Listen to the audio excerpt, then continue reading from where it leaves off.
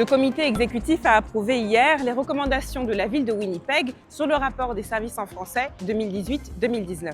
C'est important parce que ça permet d'évaluer puis étudier les besoins pour améliorer les services en français dans la ville. On s'entend, c'est un rapport annuel, mais le dernier n'a pas été publié depuis 7 ans maintenant. D'ailleurs, il y a plusieurs points essentiels dans ce rapport, tels que la communication. Cette consultation-là, on a préparé un rapport. Puis une des choses qu'on a entendu énormément, c'est que les gens ne savaient même pas où ils pouvaient avoir un service en français, qu'ils avaient le droit d'un service en français. Ou encore la volonté de la ville de mettre un terme à la difficulté de rétention des employés dans les services en français. Our staff has identified that they need to find ways to improve the delivery of French language services. They need to find ways, and they're working on finding ways to attract and retain bilingual employees. De plus, le rapport dévoile que le financement des services en français n'a pas changé depuis plus d'une décennie.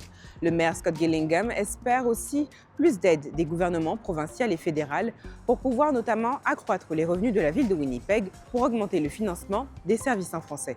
Les autorités municipales affirment que les chiffres exacts concernant les services bilingues seront rendus publics dans le rapport 2023-2024 dans quelques mois.